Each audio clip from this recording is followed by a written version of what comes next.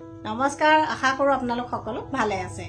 আমি প্ৰায়বিলাক ফলমূল পকিলেহে খাওঁ, কিন্তু এনেকুৱা কিছুমান থলুৱা ফল আছে যিবোৰ কেঁচা অৱস্থাত আমি পাচলি হিচাপে ব্যৱহাৰ কৰোঁ।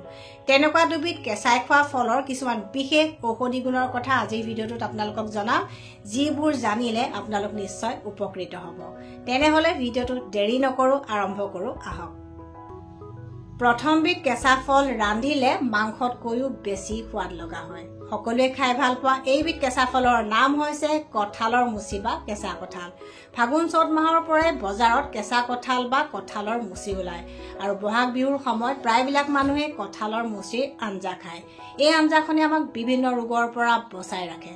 ইয়াৰ প্ৰথম বিশেষ ঔষধি গুণটো হৈছে যে ই আমাৰ পেট চাফা কৰি ৰাখে, কাৰণ ইয়াত আছে আঁহ বা ডায়েটাৰী ফাইবাৰ। পেট চাফা কৰি ৰাখে কাৰণে কনষ্টিপেশ্যন আৰু পাইলছৰ সমস্যাও ই নেচাৰেলি প্ৰিভেণ্ট কৰে বা প্ৰতিৰোধ কৰে। আৰু বিভিন্ন গৱেষণাৰ তথ্যৰ মতে কেঁচা কঁঠাল বা কঁঠালৰ মুচিয়ে কোলন কেঞ্চাৰ প্ৰতিৰোধ কৰিব পাৰে।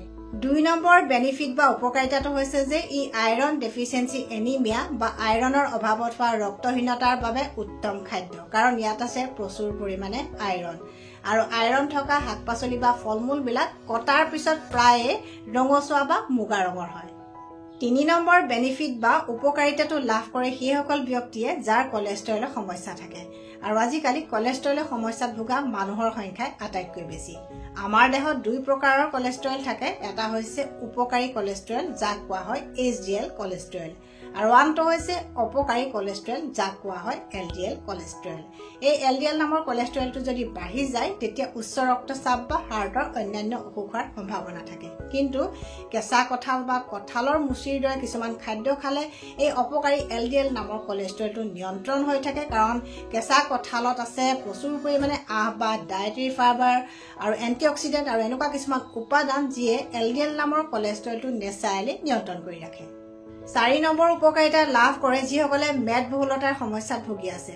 যিসকল ব্যক্তিয়ে ফেট লছ কৰিব খোজে তেওঁলোকৰ কাৰণে কঁঠালৰ মুচি উপকাৰী। কিন্তু কিয়? কঁঠালৰ মুচিত কেলৰি কম থাকে, গতিকে বেছি খালেও ইয়াৰ পৰা কেলৰি কম পোৱা যায়। আৰু ই হৈছে এটা হাই ফাইবাৰ ডায়েট, গতিকে ভাতৰ লগত যদি খোৱা যায় তেতিয়া সোনকালে পেট ভৰে, গতিকে ভাতৰ পৰিমাণ স্বাভাৱিকভাৱে কমি যায়। আৰু কঁঠালৰ মুচিৰ আঞ্জা খোৱা দিনাখন চাবচোন বহুত দেৰিলৈকে ভোক নলগাকৈ থাকে, গতিকে ইটো সিটো অদৰকাৰী বস্তু খাই থকাৰ পৰা বা এক্সট্ৰা কেলৰি গ্ৰহণ কৰাৰ পৰা আমি বিৰত থাকিব পাৰোঁ, যাৰ কাৰণে নেচাৰেলি লাহে লাহে ওজনটো কমাত সহায় হয় বা ফেট লছ হোৱাত সহায় হয়। ৫ নম্বৰ উপকাৰিতাটো হৈছে যে ই ডায়েবেটিছ ৰোগীৰ বাবে উত্তম খাদ্য। ডায়েবেটিছ ৰোগীয়ে কি খাব কি নাখাব সেইটো বিষয়লৈ যথেষ্ট চিন্তাত পৰা দেখা যায়, কিন্তু কঁঠালৰ মুচি তেওঁলোকে নিশ্চিন্ত মনে খাব পাৰে, কাৰণ ইয়াৰ গ্লাইচেমিক ইণ্ডেক্স কম আৰু ই হৈছে এটা ল' কেলৰি আৰু হাই ফাইবাৰ ডায়েট বা খাদ্য। গতিকে নিশ্চিন্ত মনে তেওঁলোকে খাদ্য তালিকাত কঁঠালৰ মুচি ইনক্লুড কৰিব পাৰে বা অন্তৰ্ভুক্ত কৰিব পাৰে। আৰু কঁঠালৰ মুচিয়ে তেওঁলোকক কনষ্টিপেশ্যন আৰু কলেষ্ট্ৰলৰ সমস্যাৰ পৰাও নেচাৰেলি বচাই ৰাখে, গতিকে ডায়েবেটিছ ৰোগীৰ কাৰণে কঁঠালৰ মুচি হৈছে উত্তম খাদ্য। ২ নম্বৰ কেঁচা ফলবিধৰ নাম হৈছে কেঁচা অমিতা। ককা আইতাৰ দিনৰে পৰা জনপ্ৰিয় অমিতাৰ খাৰৰ আঞ্জাখনে বহু ৰোগ উপশম আৰু নিৰাময় কৰে। অমিতা চিকেন, মাটন আদি বনাওঁতে দিলে মাংসখিনি ভালদৰে সিজে, কাৰণ ইয়াত কিছুমান বিশেষ ৰাসায়নিক পদাৰ্থ থাকে যিয়ে মাংস সোনকালে সিজাত সহায় কৰে। আৰু এই কেঁচা অমিতা আমাৰ কাৰণে কিয় উপকাৰী তাৰ কাৰণবিলাক জানি লওঁ আহক। আমাৰ পাচন তন্ত্ৰ বা ডাইজেষ্টিভ ছিষ্টেমৰ কাৰণে কেঁচা অমিতা উপকাৰী। কিন্তু কিয়? কেঁচা অমিতাই আমাৰ হজমি শক্তি ভাল কৰে, খাদ্য সহজতে হজম হোৱাত সহায় কৰে, কাৰণ ইয়াত আছে পেপেইন, কাইমপেপেইন আদি বিভিন্ন ধৰণৰ এনজাইম যিয়ে খাদ্যত থকা কাৰ্বহাইড্ৰেট, প্ৰটিন আৰু ফেট ডাইজেশ্যনত সহায় কৰে।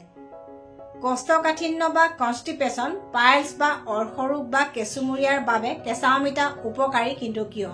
কেঁচা অমিতা হৈছে এটা নেচাৰেল লেক্সেটিভ, কাৰণ ইয়াত আছে আঁহ বা ডায়েটাৰী ফাইবাৰ। সেইকাৰণে পাইলছ বা অৰ্শৰোগী আৰু কষ্ঠকাঠিন্যৰ সমস্যাত ভোগা ব্যক্তিৰ কাৰণে কেঁচা অমিতাৰ আঞ্জা উপকাৰী। প্ৰাকৃতিকভাৱে বডি ডিটক্স অৰ্থাৎ শৰীৰটো যদি শোধন কৰিব খুজিছে তেন্তে কেঁচা অমিতাৰ চব্জি মাজে মাজে খাওঁ, কিন্তু এই ক্ষেত্ৰত কেঁচা অমিতা কিয় উপকাৰী তাৰ কাৰণবিলাক জানি লোৱাটো দৰকাৰ। আমাৰ দেহত ঘটি থকা বিভিন্ন ধৰণৰ মেটাবলিজিম বা বিপাকীয় ক্ৰিয়াত কিছুমান টক্সিনছ বা বৰ্জিত পদাৰ্থ উৎপন্ন হয় আৰু এই বৰ্জিত পদাৰ্থবোৰ সময়ে সময়ে যদি আমাৰ দেহৰ পৰা ওলাই নাযায় দেহত যদি জমা হ'বলৈ ধৰে তেতিয়া স্কিনৰ প্ৰব্লেম এলাৰ্জি বা অন্যান্য কিছুমান বেমাৰ হোৱাৰ সম্ভাৱনা বাঢ়ি যায় কিন্তু এনেকুৱা কিছুমান নেচাৰেল ফুড আছে বা খাদ্য আছে যিয়ে এই টক্সিনছবিলাক লিভাৰ আৰু কিডনিৰ মাধ্যমেৰে দেহৰ পৰা উলিয়াই দি বা এলিমিনেট কৰি আমাৰ দেহটো প্ৰাকৃতিকভাৱে শোধন কৰে তেনেকুৱা এবিধ খাদ্য হৈছে কেঁচা অমিতা কেঁচা অমিতা এলকেলাইন ফুড বা খাৰধৰ্মী খাদ্য আৰু এলকেলাইন ফুডবিলাক আমাৰ দেহৰ কাৰণে খুব প্ৰয়োজনীয় বিশেষকৈ আমাৰ দেহৰ এচিড আৰু খাৰৰ ভাৰসাম্য বা pH বেলেন্সটো ৰক্ষা কৰাত কেঁচা অমিতাৰ দৰে খাদ্যবোৰে যথেষ্ট সহায় কৰে তদুপৰি অমিতাত থকা ফাইবাৰে আমাৰ শৰীৰটো নেচাৰেলি ডিটক্স কৰে কেঁচা অমিতা প্ৰসূতিসকলৰ কাৰণে বিশেষভাৱে উপকাৰী কিন্তু কিয় সন্তান জন্মৰ পিছত প্ৰসূতিসকলৰ স্বাস্থ্যৰ ক্ষেত্ৰত কেঁচা অমিতাৰ আঞ্জাখনে কেইবা ধৰণে সহায় কৰে